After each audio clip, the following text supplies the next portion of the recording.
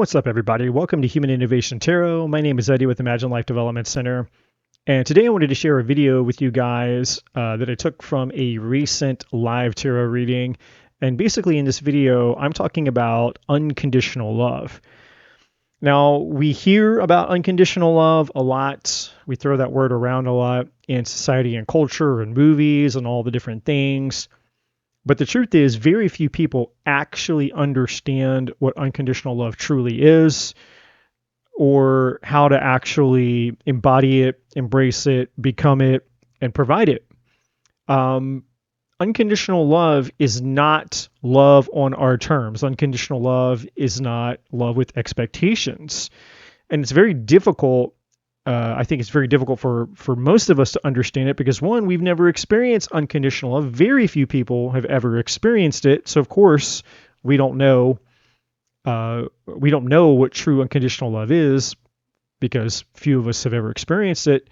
But then on the other side of it, the flip side of it, is that we have this belief that unconditional love, which means to give without expectation, and to give love the space and the freedom to exist apart from expectation and allow people to be exactly who they are and do whatever they want, that must also mean unconditional acceptance. And that's where the ego jumps in and the ego gets involved, and that's where most of us get hung up. Unconditional love does not mean unconditional acceptance. Unconditionally loving somebody doesn't mean that you should unconditionally tolerate poor behavior, that you should unconditionally betray yourself on the behalf of somebody else. It doesn't mean any of that. But it does mean that love allows. True love is free. True love without expectation or condition means, hey, sometimes if somebody wants to go, experience something else or be somebody else, or they just want to be who they are. Even if those decisions and those choices are not in alignment with who we are, doesn't mean that person is necessarily wrong or necessarily bad. Now, do people do hurtful things? Absolutely. But even then, that's another decision. It's like, hey, if this person wants to go off and love somebody else, even though it might be hurtful for me to experience that, then they should be free to go do it. And it's this. So this concept, this idea is very challenging. I'm not going to lie. This is a very challenging concept because it challenges us to really push the limits of the ego and to transcend the ego so that we can really understand what true spiritual unconditional love is. Because think about it. Most people think that love is only love when they're experiencing it on their own terms. Meaning, I only will love you and I will only accept you and I will only appreciate you when you're being who it is that I want you to be. So if you're doing everything that I want you to do, if you're behaving the way that I want you to behave, if you're the person that I think you should be, when you meet all of my needs, when you meet all of my expectations, when you meet all of the conditions, then I'll love you. And then the minute that somebody doesn't do those things, what do? We get angry, we get upset, or we break up, we get a divorce. And then what do people say? People start judging that person and saying they're a narcissist, they're evil, they're an asshole, or this or that. And, we have all these judgments about somebody because they didn't, they chose something else. Which is ironic because our Creator, God, Source, the universe, the divine, gave us all free will, and the divine never forces us to do anything. We have complete freedom, complete autonomy to do, to be, to act, to become whatever we want. In fact, the divine takes free will so seriously that the divine allows murderers and rapists and pedophiles and Adolf Hitlers and all types of evil people to exist in the world. And in addition to that, the Creator doesn't force any of us to believe in it, to accept it, to choose it, to follow it, to, to have a relationship with it, to connect to it, to understand it. We have complete freedom, and that's what unconditional love is. Unconditional love allows what is to be what it is. And again, I know that this is a very, very difficult concept and subject because our ego wants to get involved, and we think unconditional love means unconditional acceptance, and that's just not true. So this video talks a little bit about this. Came up in a recent live tarot reading. I think I mentioned that. So I thought it was a powerful video. I wanted to share it all with you. And just for fair warning, I get a little bit passionate in my live reading. So, if you're sensitive to adult language, then just understand, be prepared for that. And hopefully you will all enjoy the video. You see, the wine in my glass, just like water, is attached to nothing. The only reason that this wine stays in my glass is because it's only limited to the container that holds it.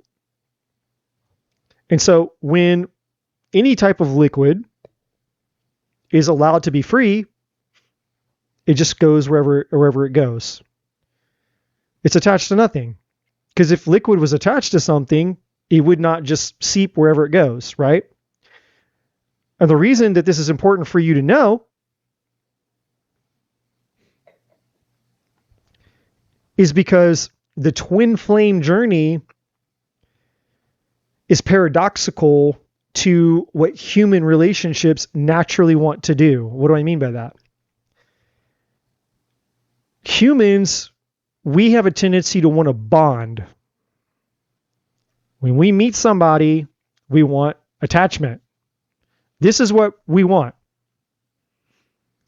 Whether we realize it or not, when we have an attachment with somebody, we bond with somebody, that's what we want. We want the attachment with that person. It's naturally within us to want to attach to them. The paradox of the twin flame relationship is the opposite. The closer you get is based on the more detached you become. It's kind of a mind fuck because it goes against what the natural human tendency is, which is, oh, but I want you, so I want to get closer to you and closer to you and closer to you and bond and attach and bond and attach. Where the twin flame relationship is telling you, no, we're going to have a relationship, but through detachment. And that's why it's a twin flame relationship, because essentially the purpose of the twin flame relationship and why it's so difficult and so hard is because the purpose of it is for you to experience what it is to be truly unconditionally loving. Because true unconditional love is not about control. It's not about anything less than complete freedom. If you truly, truly, truly unconditionally love somebody or something, then it's allowed to be 100,000% free. It's allowed to do whatever it wants. It's allowed to take whatever form it wants. It's allowed to go wherever it goes. It's allowed to love something that's not you. It's allowed to go out and say, hey, I don't choose you. I'm going to go over there and I'm going to choose that other person. And when you get to the place in your journey of self-awareness and spirituality and understanding, then there's an acceptance and there's a peace in that. It's like, oh, okay. My twin wants to go and love somebody else and wants to experience love. So the most loving thing for me to do would be to be happy that my twin is going to go over there and love and choose and experience love over there. Because why would I not want my twin that I unconditionally love to have anything less than the love that it's desiring to go experience somewhere else? Because the human part of us would go, well, but if they're not experiencing love with me, then then most people have a negative attitude towards that. It's like if they don't love me and I'm not their person and I'm not the one that gets to share and experience that love, then fuck them, then screw them, then blah blah blah. It's all that negative energy. Most people cannot be happy or grateful that the person that they're into could go experience love somewhere else besides them. And that just goes to show you how selfish humans actually are. It's a selfish tendency. If you're not choosing me back, if I choose you and you're not choosing me back, if I love you and you're not coming back to give me that love, then there's some type of negativity that I have towards you, some type of resentment, right? And I'm just talking about I'm just giving a broad picture here. I'm not speaking specifically to you, Elaine, and your twin. Okay, so I don't want you to get confused and go, so are you saying that me and my twin they're going to go love somebody else? That's not what I'm saying. I'm just trying to help you understand the concept of unconditional love. Because unconditional love would give another person complete freedom to be and do and experience whatever it is that they want to, just like the divine does with us. God, source, the universe, the divine does not force you to be or do anything that you don't want to do, which is why you guys hear me say all the time, the divine only has two non-negotiables. The divine will not violate your free will, and the divine will not give you anything that's not in your highest good. That's unconditional love. The divine lets you have free will. The divine lets you go and believe and choose and experience anything that you want, even if it's not in your highest good. And yet, the divine doesn't pull its unconditional love away from you. Any moment you decide to turn back to the divine for the thing that is in your highest good, the divine is more than happy and excited to give it to you. So the twin flame journey is essentially the same type of relationship. It's you learning how to have unconditional love. It's you learning how to let your partner, your twin flame, be and exist exactly the way that they are unconditionally. Unconditional acceptance. No attachments, no expectations. It's just, hey, wow, you're here. And because you're here, I have another moment where I get to share love with you. If it's in passing, if it's just in a quick, hey, how are you? If it's just bumping into each other and locking eyes for 5 seconds, whether it's on the smallest level or whether it's on the greatest level, whether you get just to hear their voice one more time, you get the satisfaction of looking in their eyes for 5 seconds once more, or whether you end up in their arms again, making love to them again, spending the rest of your life with them. It's all the same level of gratitude. It's all the same value to you. You don't value one experience more or less than the other. It's the same level of gratitude. It's like, my God, here you are. You're here with me again. And it's the most valuable experience that I have, whether this lasts for 5 seconds, 1 second, 5 years, or 10 years, or 100 years. It's you learning unconditional love. And the more that you embrace unconditional love, the reflection of that first occurring within you, the more you start to realize, man, what was needed was for me to just learn how to unconditionally love myself. And that's really what my twin is here to teach me. How do I unconditionally love and accept me? How do I come back into oneness with me? And when you get there, when you understand that, you'll never need a force of love outside of you ever again, including the love and connection of your twin flame. But what will happen instead is a level of gratitude that surpasses any type of superficial understanding that the mind or the ego could ever conjure. You'll understand what it means truly to experience unconditional love on a romantic, intimate level, which very few people ever get to experience in their lifetime. very, very few people ever get to experience in their lifetime.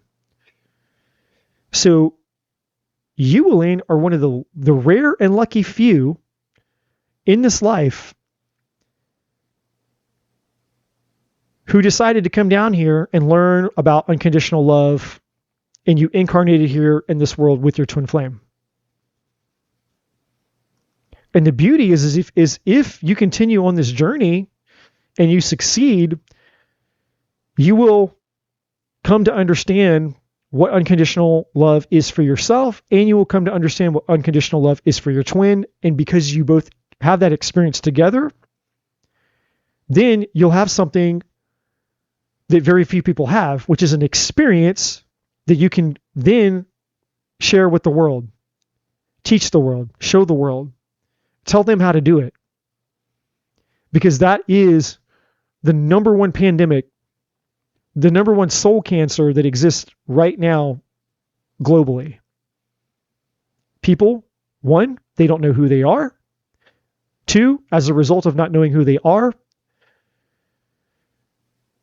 they do not understand the love that exists within them. They don't love themselves. They don't know the purpose and meaning of their life. They're obsessed with the externalization, seeking for fulfillment outside of themselves. If I can only have this, if I can only have that, if I can only get this, if I can only get that, if I can only have this, attain this and get this, and it's all of that. And so instead of being a human being, we become human doings, because we think that if we do enough, we'll get enough. And if we get enough, then we'll be fulfilled enough. But it's an endless pit. It's a void, which is why you have the void card here on the table. That's what this card is here telling you. It's one of the energies attached to this. That this void card represents the old way of relating to the world, which is the way that most people do. Which again is being a human doing instead of a human being. Because anything that you seek for outside of yourself is the void.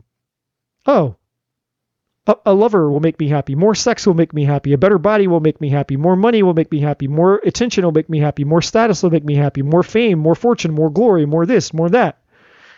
And it all goes into the void. Because it's never enough. It's never enough. That's one of the energies attached to this. Now, your partner, the other energy that's attached to that card, since I'm on that card, is they're learning the same lesson. Everything that you're learning, your partner is learning in their own way, even if it's something entirely different. Even if the path that they're on and the things that they're being shown are completely different than what you're being shown and what you're learning. But the underlying lesson or the truth, the substance of what they're learning is the same. They're learning all of that. But it's there's divine timing at play here. And so, just to come back here to this really quick, this is what the divine timing is about. It's about you understanding that the purpose of you coming back together with your twin is not to come together in unison. Union. And that's for people, you hear that language used all the time. Oh, I'm coming into union with my twin flame. No, you're not. No, you're not. There's no part of you where there's an attachment. Because the moment that you put attachment and expectation on it, it's not unconditional love anymore. It's conditional. There's attachment. If it's not completely 1,100% free to do and to go and to exist, just like the divine, the same relationship that the divine has with you and I and everybody else. There's no strings attached. You are completely free to go and be and do whatever the fuck that you want. You can become Jesus Christ or you can become Adolf Hitler. One is extremely considered a saint, God, the savior of the world. The other one's considered literally like one of the most evil human beings that's ever existed. But did the divine stop either one from choosing their path? No. And does the divine unconditionally love both? As hard as it is to fathom that there is a force that could unconditionally love such evil, yes.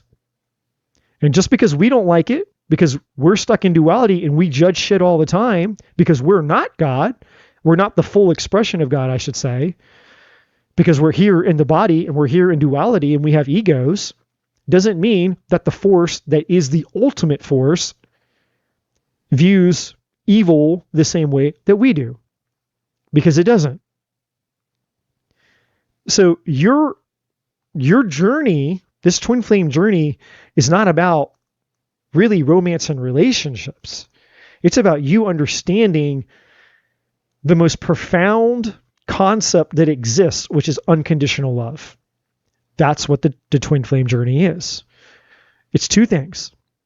It's you understanding unconditional love by discovering it within yourself, and then understanding how to take that unconditional love that you found within yourself and how to experience it out here in the world with all these other things.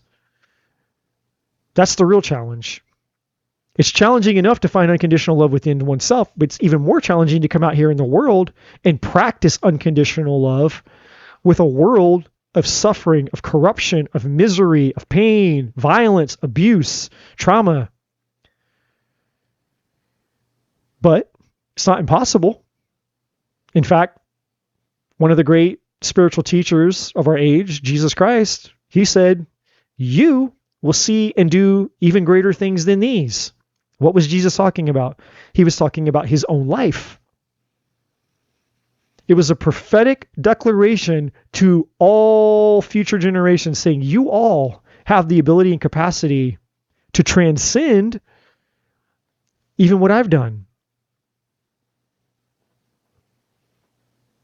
And so we can take that and apply it to ourselves and say, okay, cool.